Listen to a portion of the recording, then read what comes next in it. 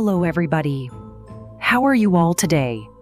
Welcome back to a Panth and I's favorite playground, our library. A Panth and I have been spending a lot of time here hiding from the terrible thunderstorms, shaking our part of the world. A Panth is most definitely not a fan of thunder, and since the library is at the heart of our house, it is his favorite place to hide from the sound. Today's poem is called Bridget's Prince. It concerns a mistreated wife and brave young woman, Bridget Cleary, who is not afraid to walk through the fairy forts of old. Right, you know what to do. Dig out your pillows and blankets, prep your drinks and bowls of ice cream, and get ready to enjoy the episode. Let's begin.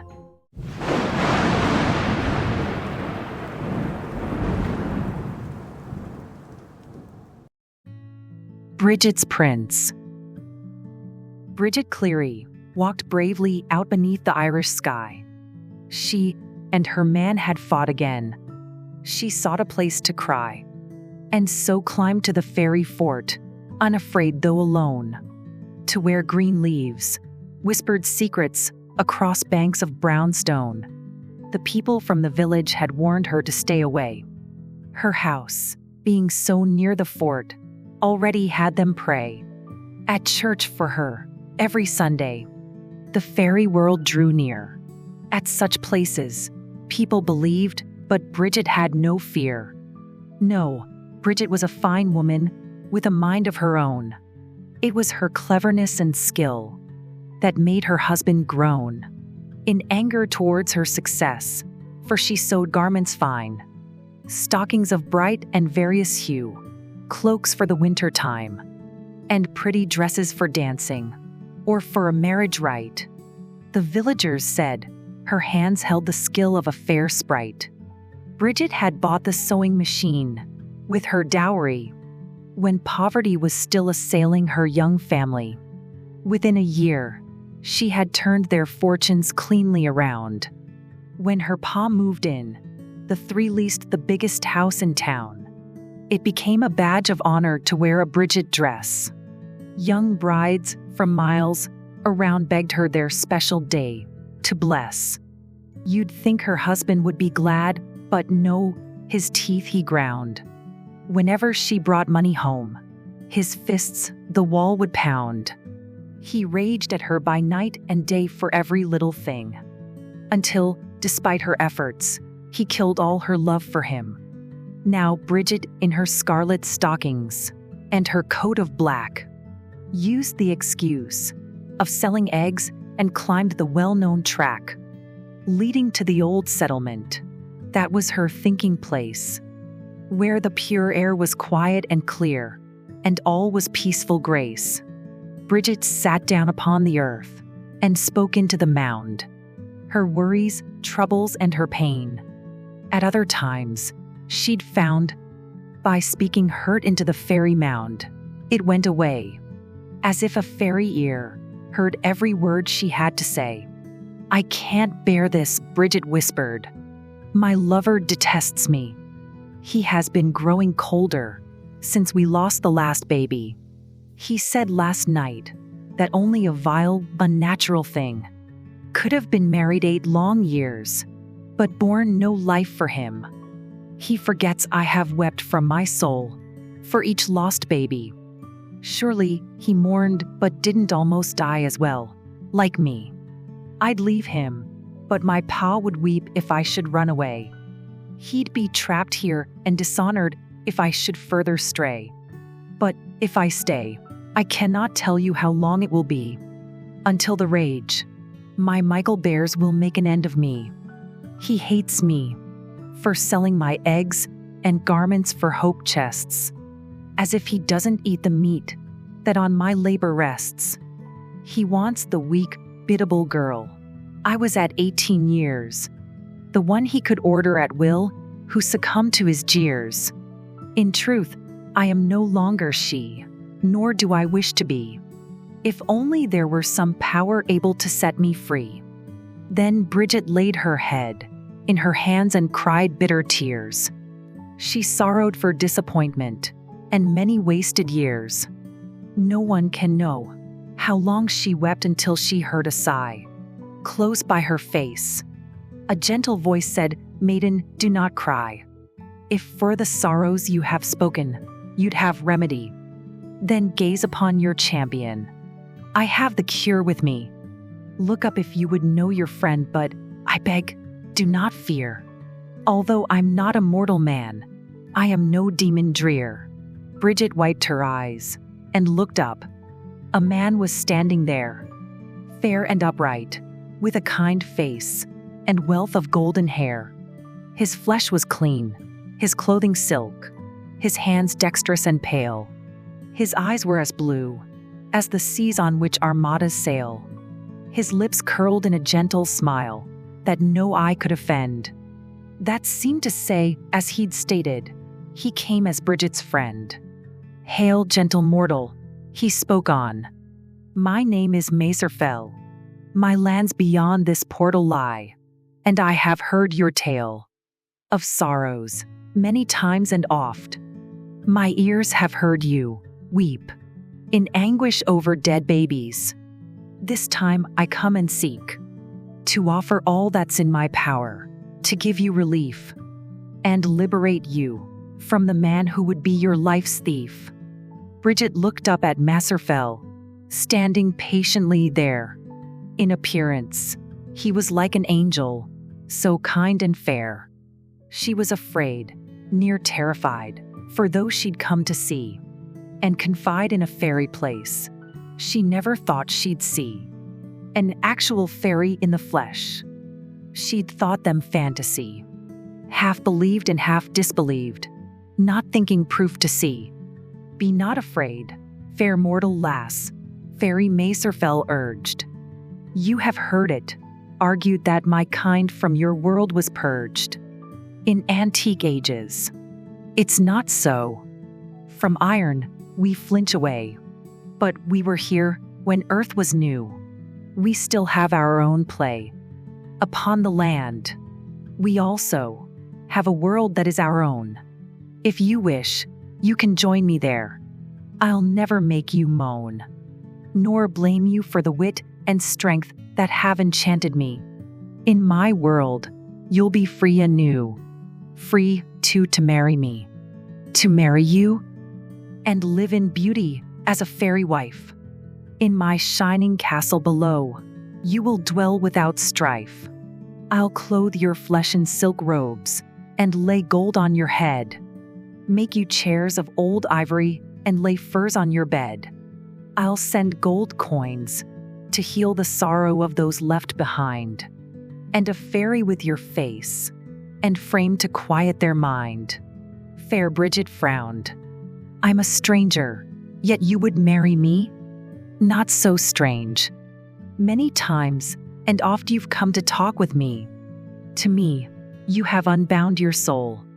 Your sweet words have inflamed the ardor of my mind and flesh.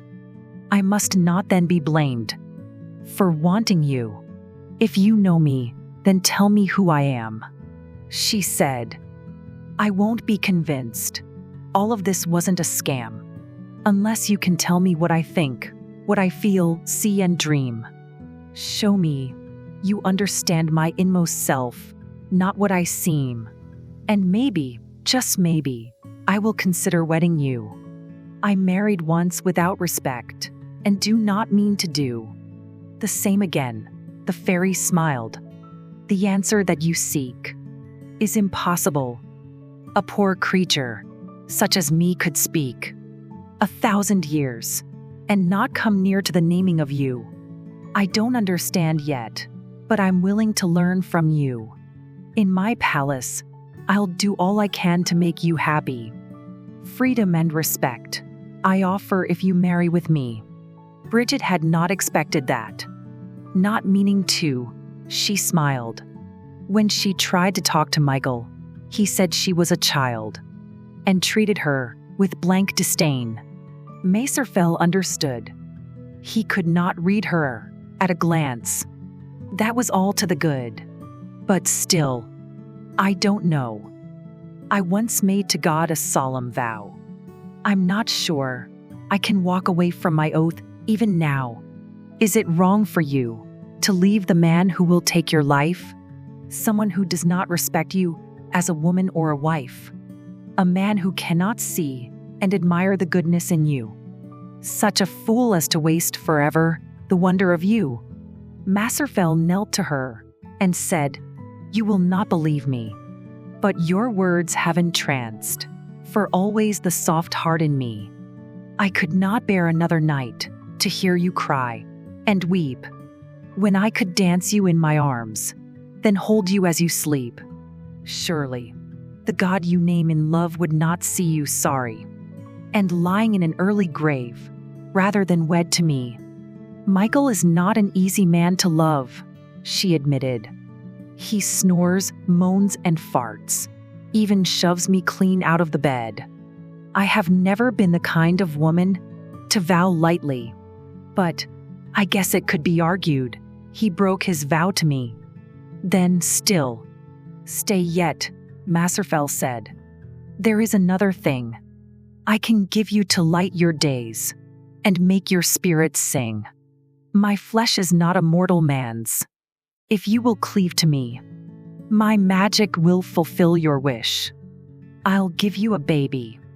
The last statement struck Bridget in the soul, for her grieving, as a woman bereft of children, was quite appalling.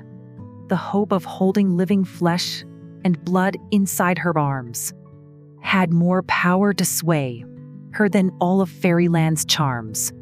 "Do you swear, if I marry you, you'll give me a baby? A horde of them, if you so wish. We Fae love family. More, if you want a dozen, I will give you time to raise and love them and their grandchildren.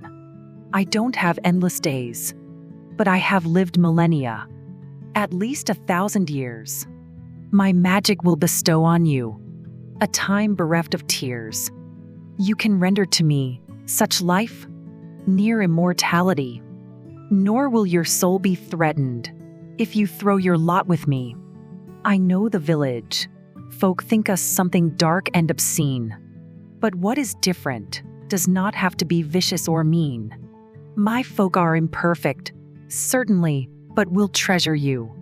As long as my Fae heart beats hard, my joy will rest in you. If I go, can I come back and visit? You can with me. The ways between the worlds are tangled. It would sore grieve me if in them you were to lose your way. Still, in time I'll teach you each step of the winding path. Then you'll be free to reach the world and those you left behind as easy as a blink. I do not wish to tear you away from them as you think. You'll be able to dance between the worlds just like I do, and bring them every gift and charm you would carry with you. Well, Michael sure is dangerous. Each time he gets angry, he gets a step closer to raising his hands against me. Even if I stop sewing and selling, I think he'd hate. He wants a placid golem, not a woman as his mate. Bridget nodded. She'd made her choice. I think it is no sin. If Michael means to take my life, with others to throw in my lot, I'll go and see your land, whether it's foul or fair. And if you still desire my hand, I will marry you there. If it works out, you've spoken true, rather than lied to me. I'll gladly bear the pain, again to give you a baby." So Masserfell took Bridget's hand and led her down below, to that green land, where sweet rains fall, but there is never snow. Hours later, a thing like Bridget climbed over the wall. Almost her twin, the being was but 2 inches more tall. The twin went home with Bridget's eggs and found Michael angry. He asked her why she hadn't sold them and brought the money. He could have used it for whiskey to ease his aching head. The fairy told him she felt ill and went early to bed. It turned out that Bridget chose well. In only 3 short days, Michael had beaten the Fey lass, then set her ablaze. Bridget wept when she heard of it, but Mazerfell said, "Cease. Watch, there in the corner." Her twin appeared. A look of peace was on her face. She had not been touched by a lick of flame. She curtsied, then winked at Bridget. She was almost the same as she'd been when they last met. She bid them both good day. A handsome man looped his arm through hers, and they walked away. "Don't worry. The lady's okay." Her mortal form, she fled.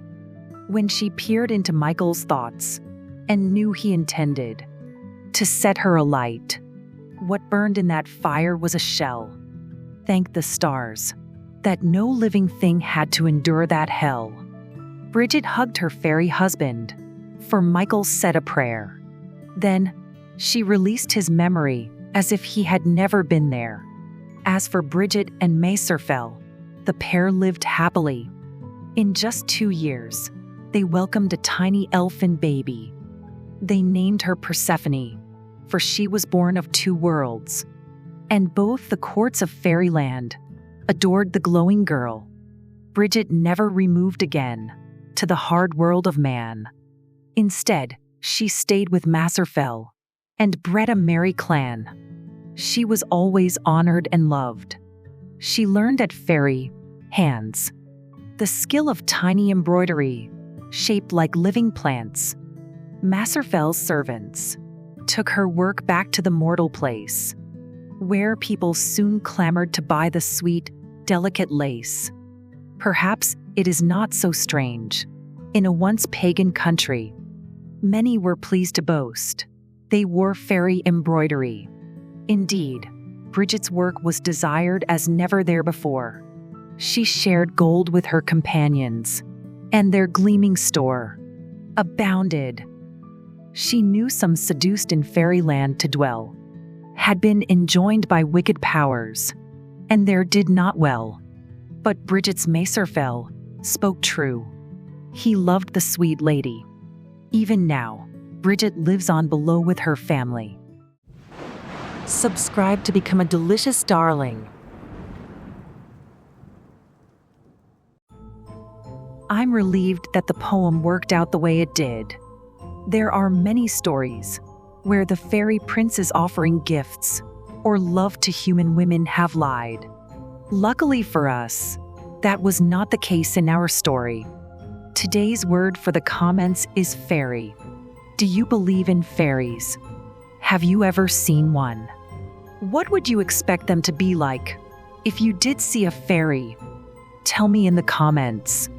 As always, at this point, I would like to ask you to click like and subscribe, and hit the notification button. That way, you will become the newest welcomed addition to our crazy little family, and an official delicious darling. Right, I am going to bid you all good evening. My local swimming baths have a relaxed swim session in the evening, where they play classical music over the speakers. I must say that I'm a little obsessed with it. Until I speak to you again, mind where you walk. Do not jump into fairy rings, and beware of toadstools that glow. And sleep well, my delicious darlings.